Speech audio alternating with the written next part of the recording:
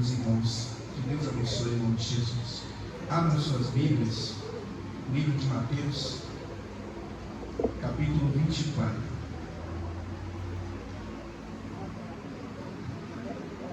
Glórias a Deus.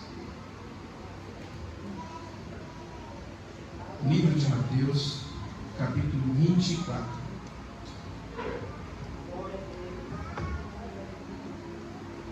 Mateus, capítulo 24, versículo 29.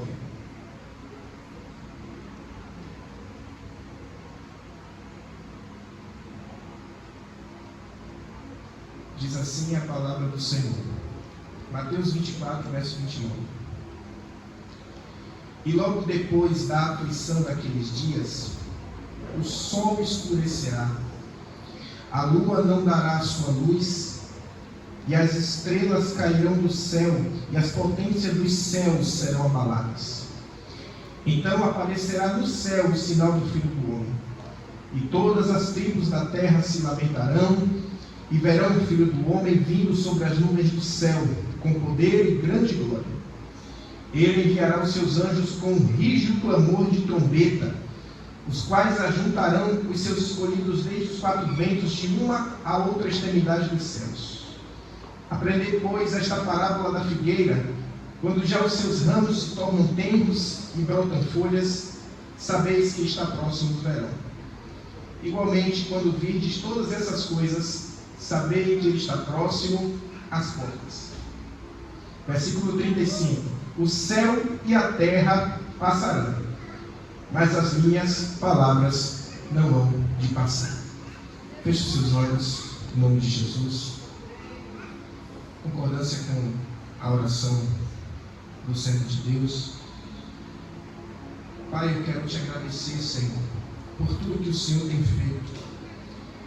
Pai, eu estou aqui, Senhor, como um miserável pecador, a quem foi imposto, ó Pai, a responsabilidade de ministrar a tua santa palavra. Senhor, que não seja eu falando, porque eu nada posso fazer, Pai, mas que o teu nome seja suficientemente glorificado. Eu não sou nada, nós não somos nada, somos ovelhas do Senhor, e que o Senhor fale conosco, em nome de Jesus. Amém. Pode se sentar. Meus amados irmãos, o texto que nós lemos é um texto muito forte. O Senhor Jesus aqui, ele está há alguns dias, poucos dias de ser crucificado, e em um momento particular com os seus discípulos, o Senhor Jesus, ele fala com os seus discípulos acerca do final dos tempos, da consumação dos séculos. E aqui ele está citando sobre um evento específico, no qual o Senhor descerá do céu para julgar toda a terra. É incrível que nos nossos dias, pouco se é pregado sobre o julgamento de Deus sobre a humanidade.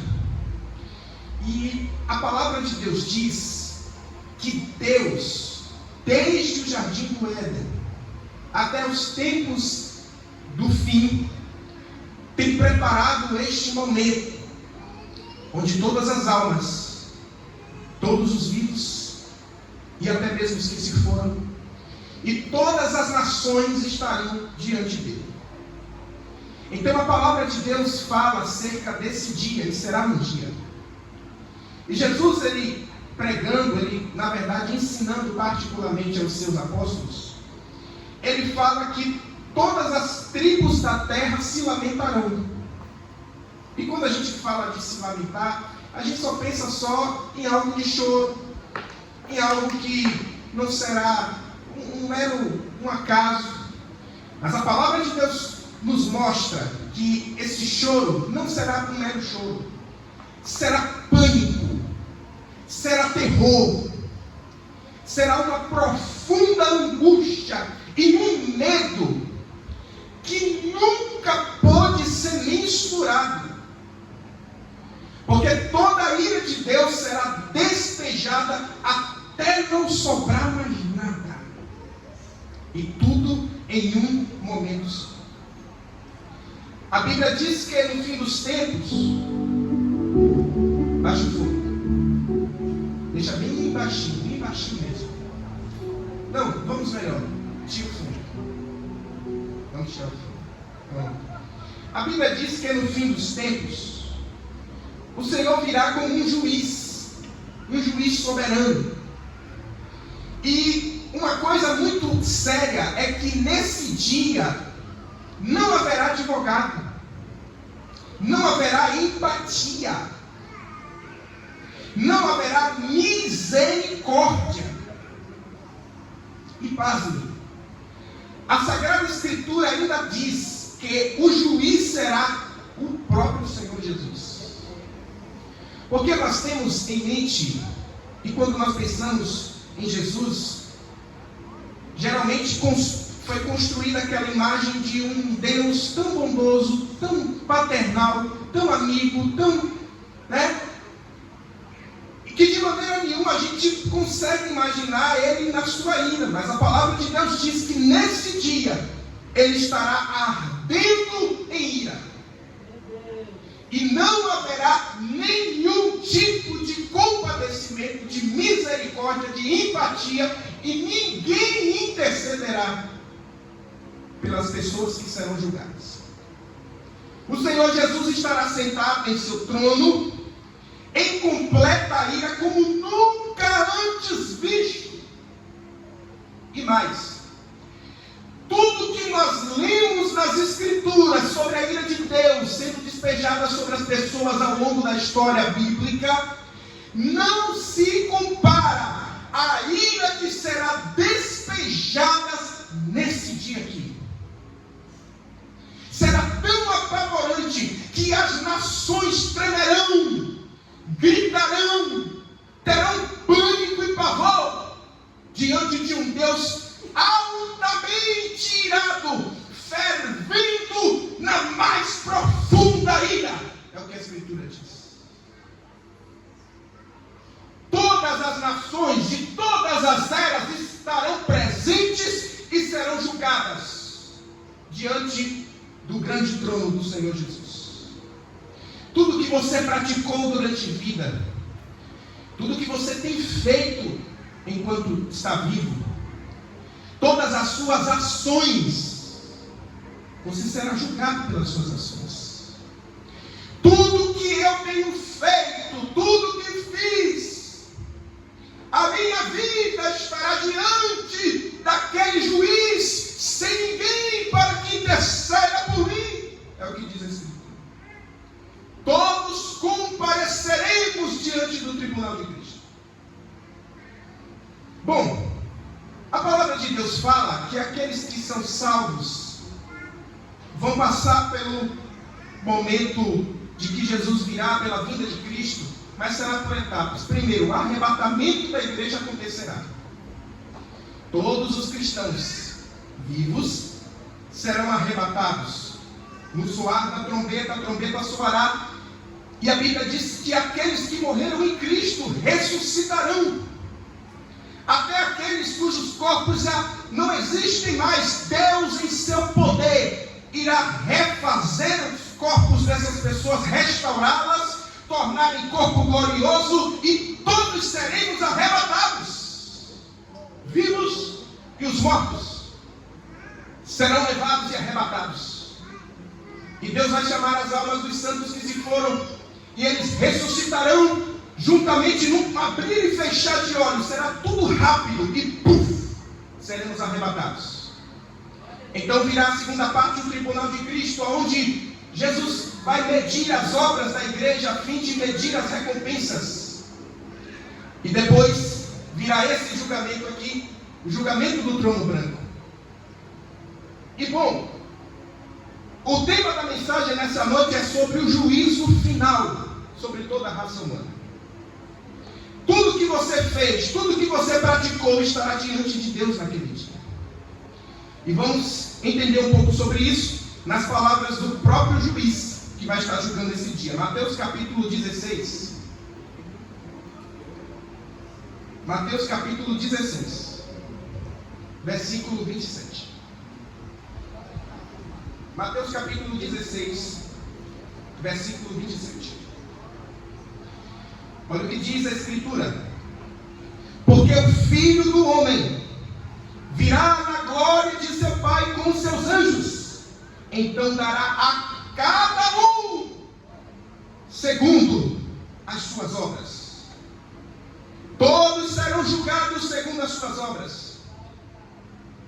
Mas a palavra de Deus ainda dá mais detalhes. O apóstolo João, ele teve uma visão muito clara de como será a totalidade desse dia. Apocalipse capítulo 20, versículo de número 11. E eu vou esperar você abrir. Apocalipse capítulo de número 20, versículo 11. Vamos entender mais como será esse momento, como será esse julgamento. E aqui é o julgamento de todos aqueles que não tiveram seus nomes escritos no livro da vida, ou levaram a sua vida achando que estavam salvos, praticando todos os tipos de iniquidade, e desceram ao inferno e darão conta diante do Senhor Todo-Poderoso. Apocalipse 20, verso 11. E vi um grande trono branco, e o que estava sentado sobre ele, de cuja presença fugiu a terra e o céu. Será tão apavorante que a terra e o céu fugirão, porque verão a ira de Deus, e não se achou lugar para eles. E vi os mortos grandes e pequenos que estavam diante do trono, e abriram-se os livros, e abriu-se o outro livro, que é o da vida, e os mortos foram julgados pelas coisas que estavam escritas nos livros, segundo as suas obras. E deu o mal aos mortos que nele havia, e a morte e o inferno deram os mortos que nele havia, e foram julgados cada um segundo as suas obras. Então perceba que será um dia tão terrível, tão apavorante, que os céus e a terra fugirão diante de sua presença. Os grandes e pequenos, os presidentes, os maiorais, as elites, estarão diante deste trono. A palavra de Deus nos mostra que até mesmo aqueles que exerciam grande influência no mundo, os influenciadores, aqueles que viveram suas vidas como se fossem imbatíveis, estarão diante de Deus e darão conta de suas obras. Mas o texto também diz que os pequenos estarão. Ou seja, nenhum ser humano poderá fugir deste dia. Todos estarão em pé diante dele. Será um terrível julgamento. Todos os seres humanos que passaram por esse mundo estarão presentes. Todas as eras, a era medieval, a idade das trevas, a idade de ferro, todos aqueles que viveram desde o livro do Gênesis, todas as almas, todas as vidas estarão diante dele. Quando isso acontecer, cumpre-se algo que diz que todo olho o verá, até os que os traspassaram. Pilatos vai estar diante de Jesus nesse dia, e ele vai dar conta do que ele fez e de suas obras. Tibério César estará diante do Senhor Jesus nesse dia. Todos os soldados romanos que participaram da crucificação estarão presentes nesse dia. Todos os que o viram e não o quiseram seguir, que rejeitaram a sua palavra, os fariseus, saduceus, todos estarão diante dele e darão conta das suas obras. A presença de Deus nesse dia será totalmente apavorante para os transgressores. Agora, quem são esses transgressores? Porque eles receberão o ardor e o pânico da ira de Deus, a totalidade da ira de Deus. Quem são esses transgressores? Primeiro, todos aqueles que em sua soberba rejeitaram o testemunho do Evangelho. Todos aqueles que disseram: Não, eu vou ser um crente, eu vou ser um cristão, mas hoje não. Eu tenho pendências a resolver. Eu tenho coisas a fazer. E morreram. E nunca se firmaram na verdade. Eles estarão diante do Senhor nesse dia. E não haverá misericórdia. Não haverá segunda chance. Estarão diante do terror de Deus. Todos aqueles que disseram: não quero saber de evangelho, eu sirvo a Deus, eu tenho um amor no meu coração, eu oro, eu faço rotina espiritual, mas continuaram vivendo o curso desse mundo, andando segundo os seus próprios deleites ou a sua visão deturbada de mundo, segundo o seu próprio coração e não segundo as diretrizes do santo evangelho, estarão diante do Todo-Poderoso, do Altíssimo, e darão conta das suas obras. E serão severamente punidos, com todo o ímpeto da ira de Deus. Segundo, quem são esses transgressores? Todos aqueles que escandalizaram o nome de Deus. Aqueles que se fizeram cristãos, mas viveram uma vida dissolutamente, uma vida extravagante no pecado, na iniquidade, não se arrependeram dos seus pecados, não confessaram os seus pecados, e não se importaram dos seus pecados, nem sequer demonstraram nenhum tipo de arrependimento. Porque precisamos entender uma coisa. Primeiro, eu que prego para vocês. Eu sou uma alegoria de pecados, é o que a Escritura diz. Você é pecador. O negócio não é o fato de que nós somos pecadores, o negócio é o fato de que se nós nos arrependemos dos nossos pecados e nos entregamos a Jesus Cristo de todo o coração e procuramos servi-lo. Então os que sofrerão a profunda ira de Deus são aqueles que sequer se arrependeram e viveram uma vida de aparências, de modo que enganaram pessoas, estarão diante de Deus, que sofrerão o ardor da sua ira. Esses sofrerão o mais impetuoso terror de Deus, o terror de Jesus Cristo. Vamos para Zacarias capítulo 14. Zacarias capítulo 14.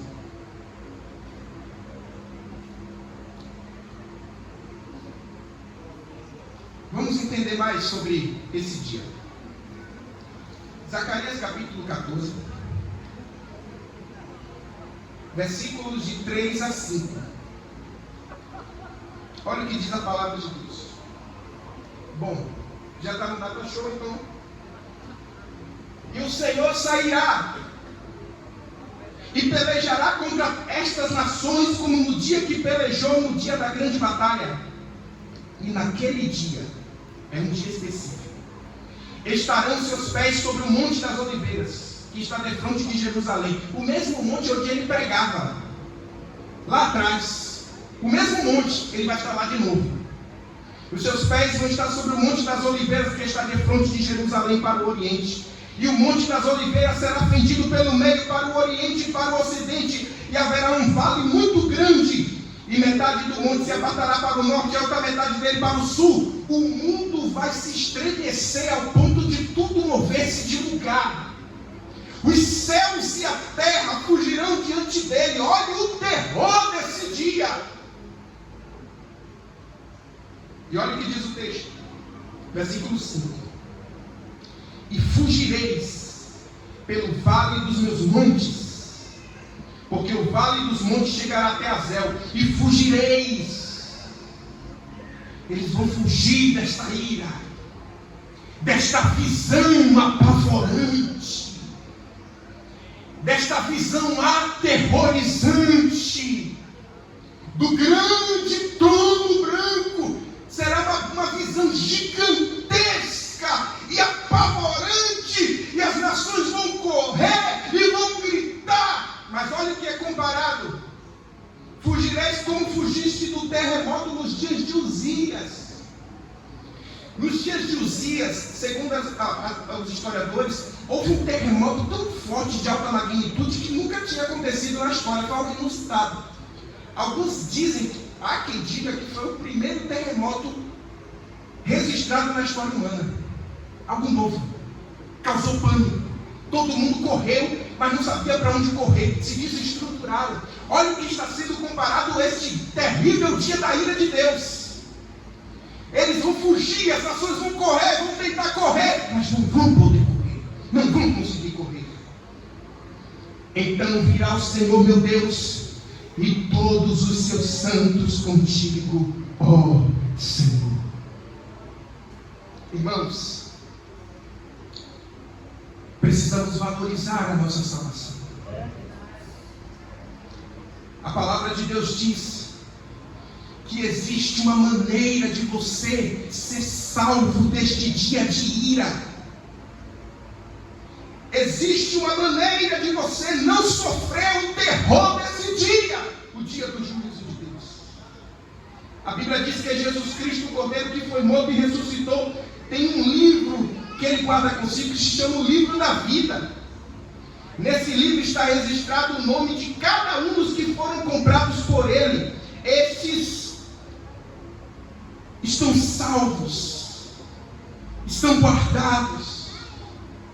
Aí você diz assim: por que é tão importante que o meu nome esteja e permaneça no livro da vida? Porque existem aqueles que os nomes já foram riscados do livro da vida.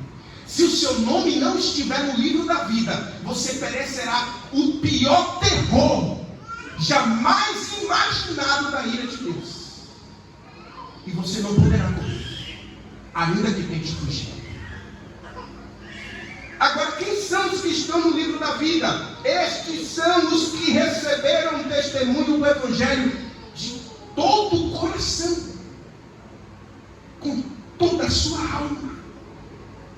Pecadores miseráveis, mas receberam o Evangelho com seus corações e não se desviaram dele. Você recebeu a mensagem do Evangelho? Você recebeu a mensagem do Evangelho? Entenda a necessidade de não se desviar dele. Você quer ser salvo do terror de Deus que descerá sobre o mundo e sobre as más obras da humanidade? Persevere com seu nome escrito no livro da vida e não desvie o seu olhar do Evangelho da salvação. Quando eu vejo alguém dizendo: eu deixei a igreja porque algumas pessoas me fizeram desviar. Ninguém desvia quem está enraizado na palavra de Deus e crê em Jesus Cristo de todo o seu coração. Pode vir o terremoto, pode vir a chuva, pode vir todo tipo de problema. Quem está enraizado em Jesus Cristo, que creu no Evangelho de todo o coração, e a palavra de Deus fez morada, não se desviará do Evangelho, continuará servindo, mesmo humilhado, mesmo padecendo, mesmo sofrendo, não se desviará do Evangelho, vai continuar até o fim. Aleluia. Aqueles que não se desviaram do Evangelho, renunciando os deleites desse mundo, foram pecadores, pecaram, fizeram coisas terríveis, mas se arrependeram de coração, renunciaram e seguiram a Jesus Cristo, escolhendo o caminho da cruz. Se você fez isso, se você faz isso, descansa em Deus. O seu nome está escrito no livro da vida. O seu nome está escrito no livro da vida, a fim de viverem para o louvor da glória de Cristo. O Evangelho deve estar acima do nosso bem-estar. Como cristãos, devemos nos conscientizar, irmãos, sobre a importância da nossa salvação acima do nosso bem-estar pessoal. Porque a ira de Deus descerá sobre todo mundo sem misericórdia. E se você é salvo hoje, tendo o seu nome escrito no livro da vida, você precisa colocar esse privilégio acima dos seus interesses pessoais. Vou dizer uma coisa para você.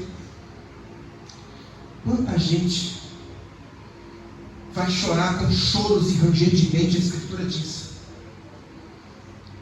porque deixaram este evangelho, colocaram os seus interesses pessoais, os seus sonhos terrenos, e deixaram para trás a mensagem do evangelho, corrompendo-se e se deixando levar pelos apelos desse mundo.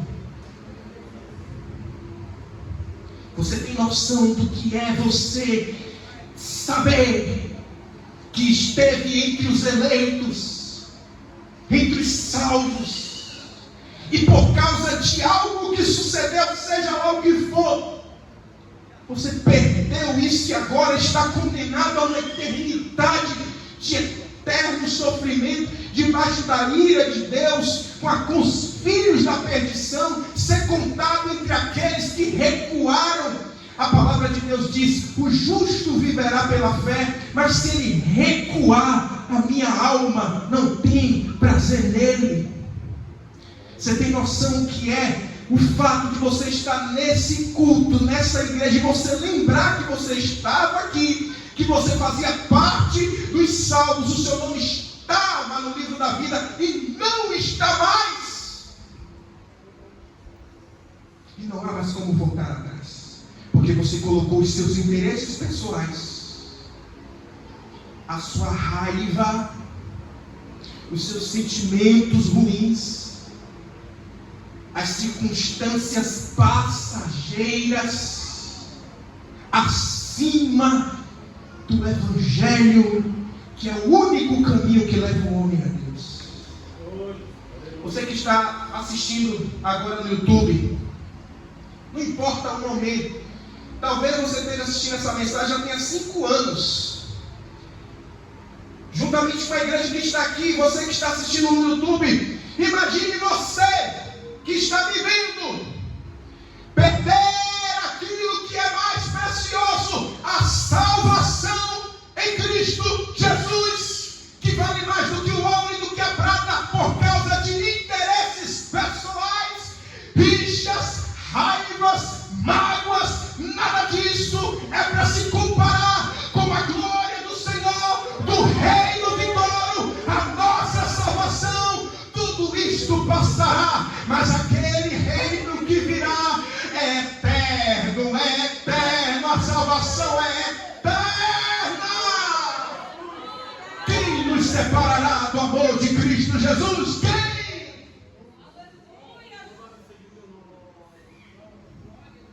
Permaneça firme em gratidão a Deus, por ter a certeza que o seu nome não está contado entre os filhos da perdição que estão reservados para esse terrível dia. E vamos encerrar a mensagem. Hebreus capítulo 10, versículo 23. Oh, 8h37 ainda? Que coisa boa! Menino! Então, portanto, todavia, aleluia, aleluia, igreja, aleluia. Vamos prosseguir mais um pouco falando deste grande dia, que é o dia do juízo final. Hebreus capítulo 10, versículo 23. Bom, deixa eu procurar aqui. Vamos procurar todos juntos? Hebreus capítulo 10, versículo 23. Opa, está aqui. Hebreus capítulo 10, versículo 23. Olha o que diz: retenhamos firmes a confissão da nossa esperança. Aqui tem algumas coisas muito sérias. Primeiro, retenhamos firmes. Significa você abraçar o Evangelho. Significa você vestir-se de Jesus Cristo.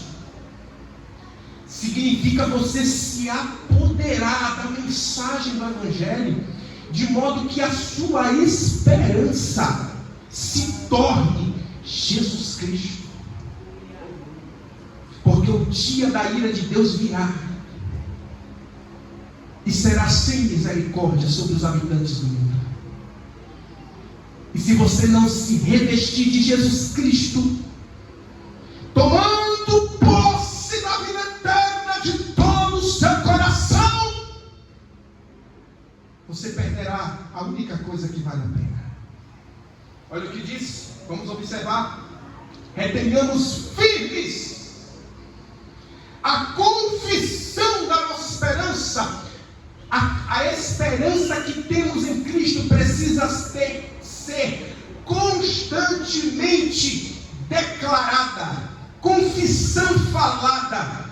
Tu és a minha esperança, tu és o meu Senhor, tu és o meu louvor. Senhor, tu és tudo para mim. Eu não confio em mim, eu não confio nesse mundo, eu não confio nas coisas terrenas, eu não confio nos apelos desse mundo. A minha esperança de ser salvo daquele terrível dia é o Senhor que me salvou, que morreu na cruz para me salvar. O Evangelho tem que estar acima. Ainda que para servir ao Evangelho você tenha que chorar. Tem um hino que diz: ainda que Jesus eu tenha que te servirei, porque comigo cante bem alto, vá. Sofrer contigo é bem melhor do que errar. Você que está assistindo no YouTube, canta junto com a gente. Perdoa-me, porque às vezes não consigo nem falar. Logo as lágrimas meus olhos vêm molhar, como sinal que tu estás neste lugar. Aleluia, glória ao nome de Jesus. Bendito seja o nome do Senhor. Muitas vezes, para seguirmos o Evangelho e para sermos salvos e continuarmos salvos, vamos ter que chorar, renunciando aquilo que muitas vezes nós queremos, aquilo que às vezes pode nos fazer bem,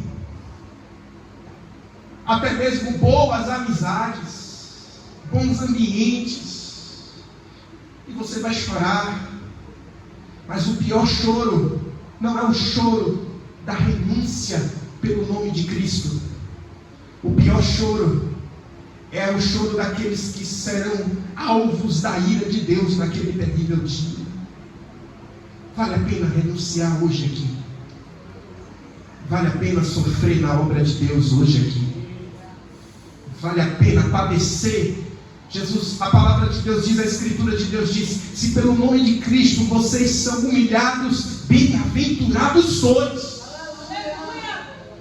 Se alegre por estar sofrendo por Jesus Cristo. Ei, meu amigo do YouTube, se alegre se hoje você está tendo que chorar. E se você está chorando porque perdeu algo, renunciou por causa do testemunho do Evangelho, bem-aventurado é você, bem-aventurados são vocês por renunciarem ao mundo por causa de Jesus Cristo. Retenhamos firmes a confissão da nossa esperança, porque fiel é o que nos prometeu. É pelo sangue de Jesus que nós temos a garantia de sermos livres daquele terrível dia. Irmãos, para que você seja salvo da ira de Deus, você precisa ser o que a Escritura chama de justificado, ter os seus pecados apagados. E aí que está o embate. Como é que os meus pecados serão apagados? A Escritura a Escritura, a palavra de Deus revela que para que os pecados sejam apagados é necessário uma penalidade que seja maior do que cada pecado cometido. Ou seja, para cada pecado é necessário uma penalidade. É daí que vem o termo expiação da culpa, que tem origem também no latim, que significa expiations. Expiations. E foi difícil, eu tive que ouvir a pronúncia expiations. O que significa isso? É a remoção de delito por uma penalidade que justifique cada pecado que você comete. Para que seja apagado, seria necessário uma penalidade.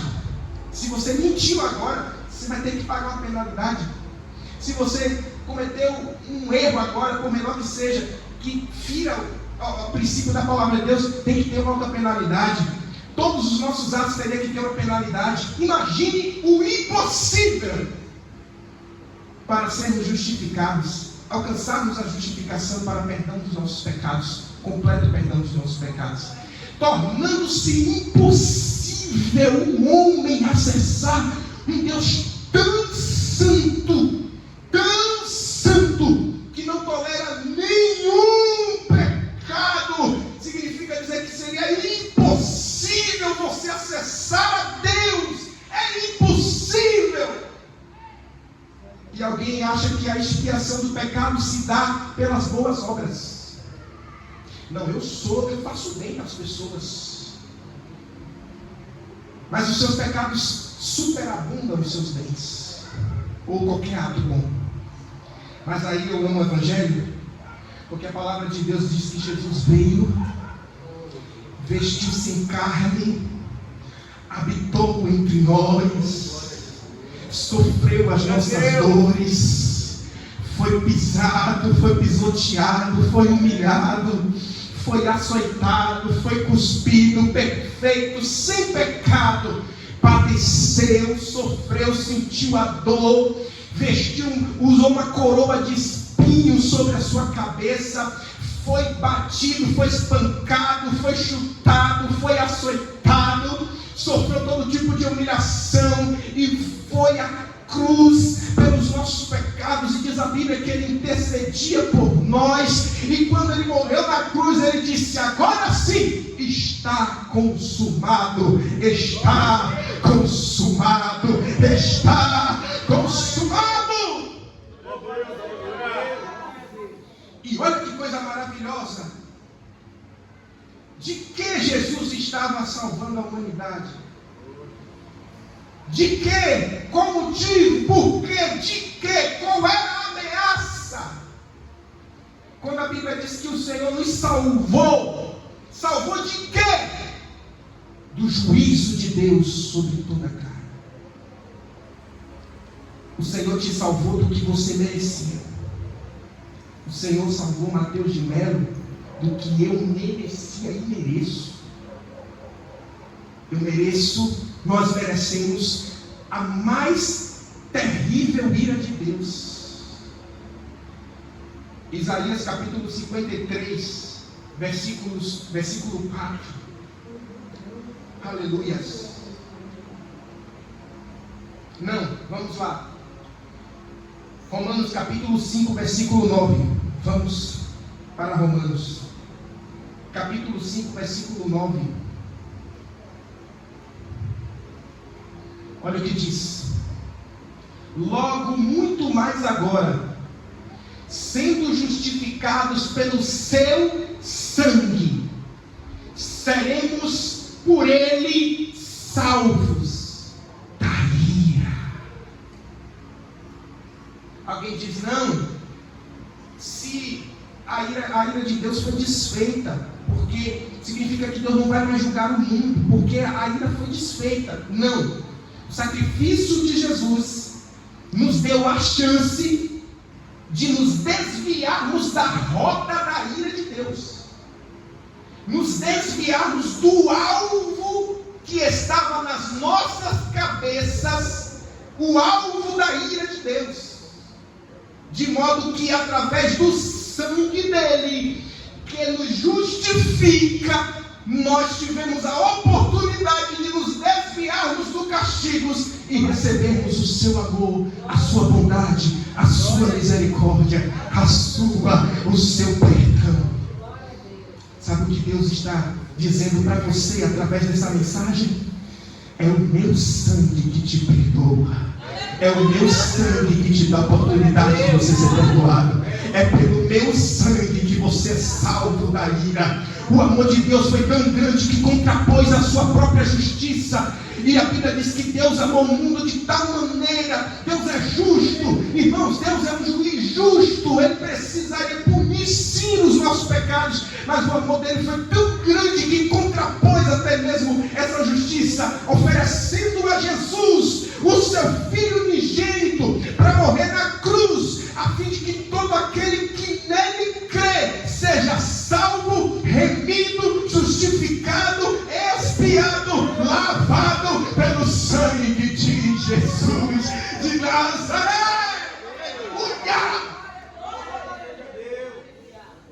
Aleluia. O mérito da nossa justificação não vem das nossas obras como obreiros da igreja. 2 Timóteo capítulo 1, versículo 9.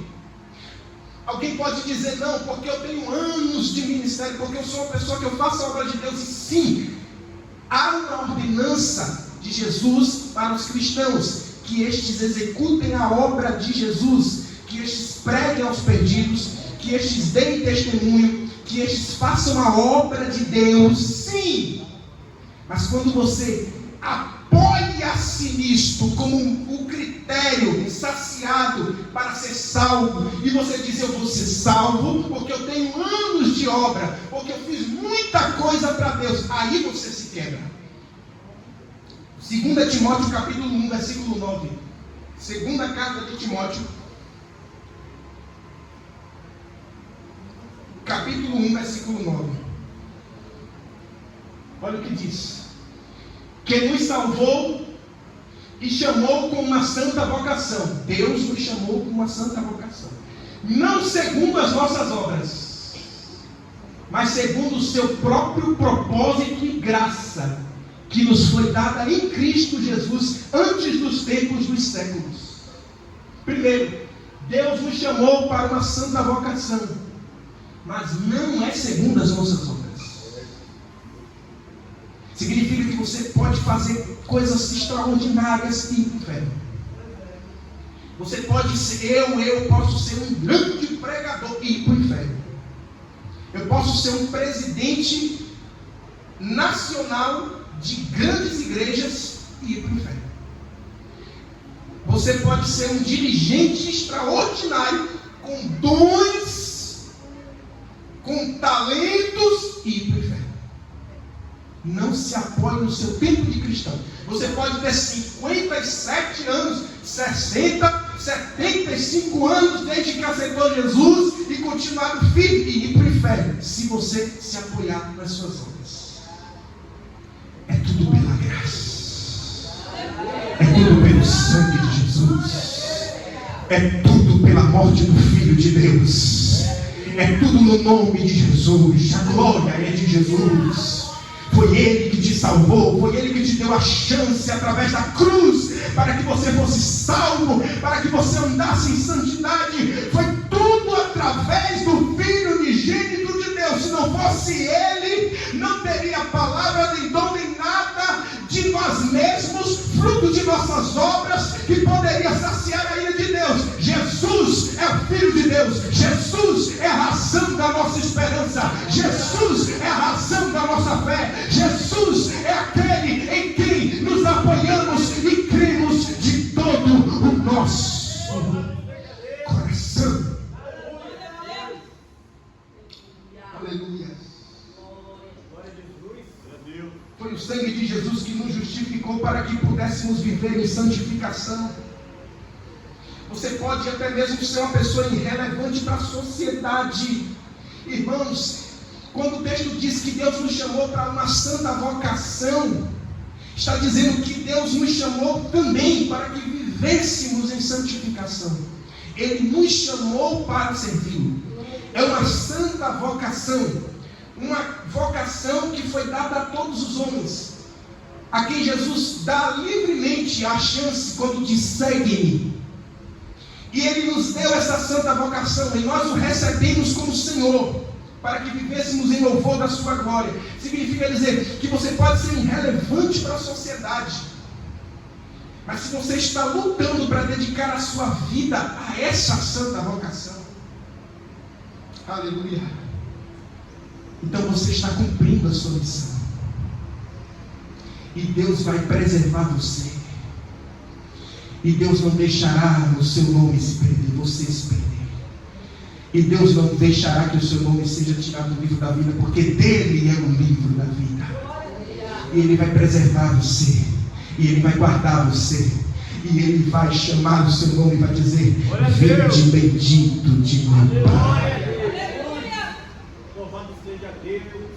Romanos capítulo 5, versículo 10. Romanos capítulo 5, versículo 10. Entenda. Porque tem gente que a gente tem que explicar duas vezes. Faça a obra de Deus. Sirva nas atividades da sua congregação. Cumpra a sua missão. Mas acima de tudo isso, seja fiel a Deus em santificação. Porque é isso que vai te salvar. Romanos capítulo 5, versículo 10, olha o que diz: se nós, sendo inimigos, fomos reconciliados com Deus pela morte de seu Filho, muito mais, estando já reconciliados, seremos salvos pela sua vida. Foi a vida de Jesus, o que Ele viveu, o que Ele fez, é a pessoa e obra de Jesus Cristo que nos garante que seremos salvos do juízo final. Você tem perseverado na sua salvação? E tudo depende também de uma resposta constante.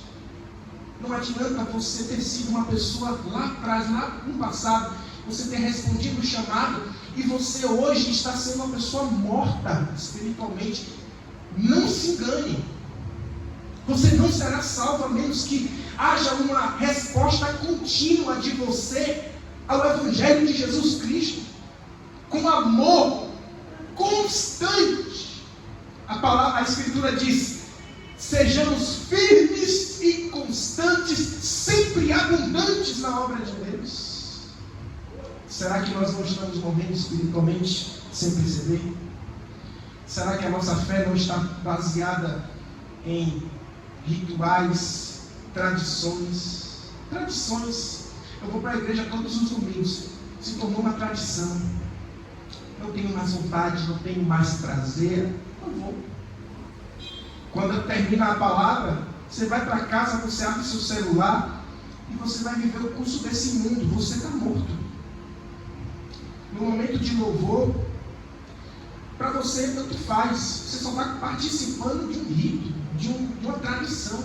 Você vem aqui, participa, vai para casa, o louvor não fala com você, você não sente mais nada. A palavra, quando termina, você vai para casa, segue o curso natural, como se isso aqui também fosse só mais uma parte. Você está morto, você se perdeu, você se desviou. Ou você pensa que o desviado é aquele que diz: eu não sou mais crente. Isso já é o último estágio, você já está desviado. Se você perdeu aquela chama, a resposta constante, a santa vocação de Jesus. E a pior coisa é estarmos diante do trono branco, sabemos que vamos receber toda a ira de Deus sendo despejada junto com os ímpios, porque nós nos deixamos morrer nas nossas vãs filosofias, segundo o curso dessa vida. Eu quero orar com você agora. Vamos orar? Vamos orar. Inclina a sua cabeça. Ó Pai Todo-Poderoso, ó Deus, essa palavra falou comigo. Essa palavra falou comigo. Ó Deus, como nós temos nos desviado, ó Pai, da verdade do Teu Santo Evangelho, da urgência de Te servirmos com constância, por causa de circunstâncias passageiras. Ó Pai, tem misericórdia de nós. Ô meu irmão, coloque a mão no seu coração e continue orando comigo. Feche os seus olhos, continue com os olhos fechados, com a mão no coração. Fale com Deus aí agora. Você que está assistindo aí pelo YouTube, feche os seus olhos agora. Não dá para fechar os meus olhos. Então, se concentre, pense em Cristo agora. E nós vamos orar juntamente aqui agora. Senhor, tem misericórdia de nós. Não deixe, ó Deus, que nós venhamos nos perder, ó Pai, uma vez que nós estamos aqui com a chance de estarmos seleitamente salvos em Ti, e de repente tudo vai por água abaixo, por causa de uma aflição terrena passageira, uma atitude, uma circunstância passageira, um desejo passageiro, uma circunstância, um ato passageiro, uma guerra, uma batalha, uma rixa, uma mágoa passageira. Ó Deus, tem misericórdia de nós. O Senhor virá para julgar o mundo, e ninguém poderá fugir. Todas as eras estarão diante de Ti. Te pedimos, ó Pai amado, Pai Todo-Poderoso, nos ajuda, Pai, a viver em santificação, servindo a Ti com todo o nosso coração, trabalhando na obra do Senhor, na nossa congregação, mas não somente por fazer, não por uma mera tradição, mas em espírito voluntário, coração aberto para Ti. Sim, ó Pai, é estressante muitas vezes fazer a obra do Senhor. Sim, ó Pai, é estressante lidar com pessoas que muitas vezes atrapalham, é verdade, ó Deus, mas não deixa isso nos abater, não deixa isso nos parar. Clamamos a Ti, em nome de Jesus Cristo, em nome de Jesus. Quem pode dizer amém? Amém. Pastor Donias.